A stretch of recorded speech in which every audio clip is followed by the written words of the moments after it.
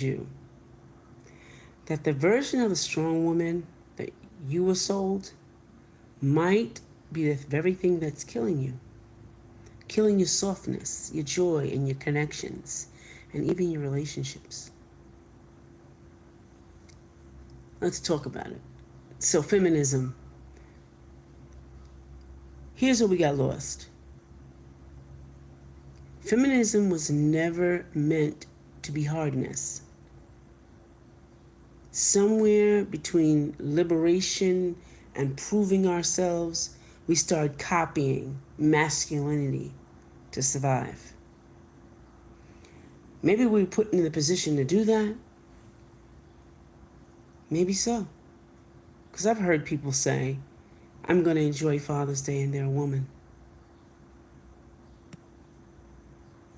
That quote unquote strong, independent women narrative, it made us leaders, but it left us lonely, burnt out, and emotionally starved. And it impacted men too, let me say. Men were watching us rise, and they started shrinking. We said, be vulnerable, but punish them when they were. Now everyone's confused. We've lost popularity, polarity, power, and presence. The truth is, we weren't always this way. Women, we were soft. We were intuitive. We were magnets. Before the world said, don't cry, be the boss. We don't need anybody. Before all of that, we were soft. We're intuitive. Now, what is women femininity anyway? What is that power? What is a feminine power really? Well, it's not weakness. It's witnessing. It's not submission. It's sacred surrender to your essence. It's softness with strength. It's all those things.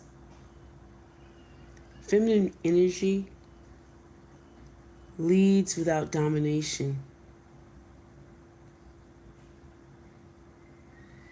So what am I here to tell you today?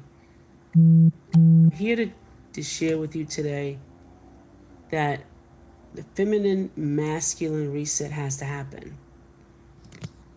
We don't heal by blaming men or abandoning ourselves.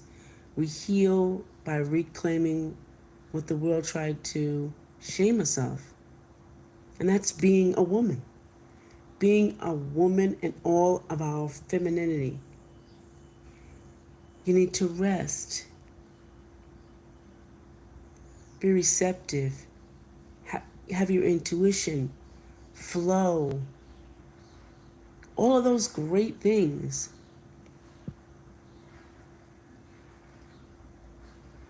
So let's stop performing power and start embodying purpose. Let's embrace our softness, ladies, again. You know, when I see that women cannot dance and move, when you ask them to dance and they can't move, when they should be laughing, they're not laughing, when they're burnt out and have no joy, kind of upsets me, because we're all of those things. That's what men are drawn to us by, is our softness. Hey, Candy. Hey, I don't know how to pronounce your name. Hey, Josh. But,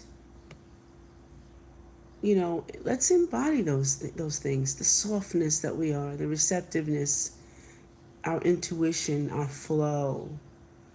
You know, I love dancing, of course. I really, really love dancing. And when I dance, I don't care who's watching. Like, I don't really think about it. I just dance because I hear the music and I just flow with it. So to me, it's not a weakness. It's my witness of who I am.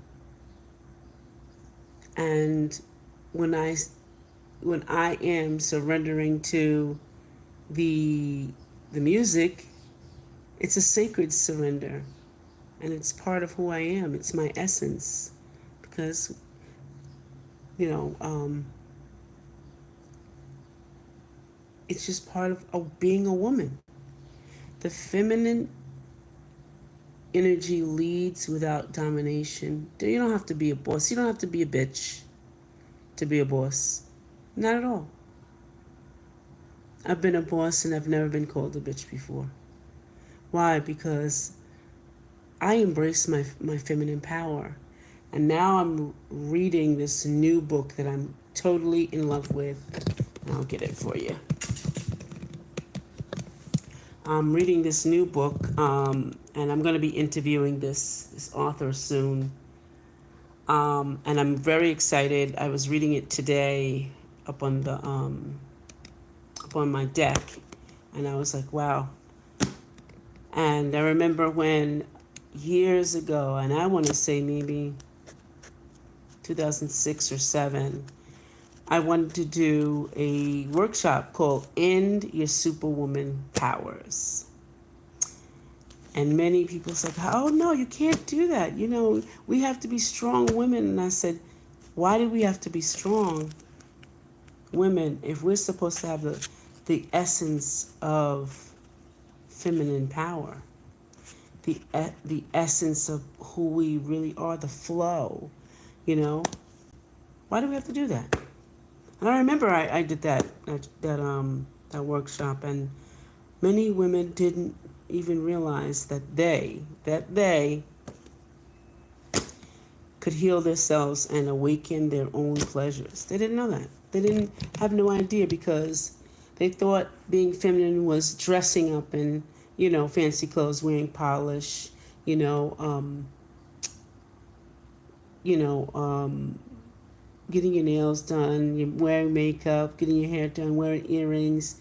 They thought that that was being feminine, but it's not. It's not. And I say this across the board, even for LGBTQ plus. And if I'm saying it wrong, please forgive me. But I'm talking about embracing the part of you that really, really is impactful, and it really should be part of your life. It's not that you're not strong. It's not that you're confused. It's that you are feminine. That's who you are. And it's so great to have that. And living in your masculine power all the time, all it does is create the narrative that you have to stay strong. You always got to stay strong. And guess what that does? It leads to you having stress, and stress then encapsulate your body, and then it breaks your body down. Then you got burnout. Then you're emotionally, stuck on, you're emotionally stuck. You're emotionally starved. All of that. And then you find yourself saying, I don't need a man. You find yourself saying all these things with the hardness. But it shouldn't be that way.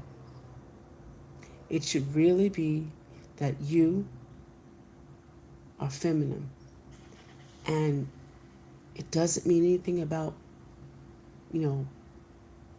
not being a leader, because you can be a leader. Hello, Bentley. You can be a leader. You just don't have to be lonely about it. You can be a boss. You just don't have to burn out from it. You can be, strong. You just don't have to take on everything. So I hope I said something that really helped you today. Thank you all for stopping by. And remember, That version of that strong woman that you've been sold, it's a lie. Don't let it kill you.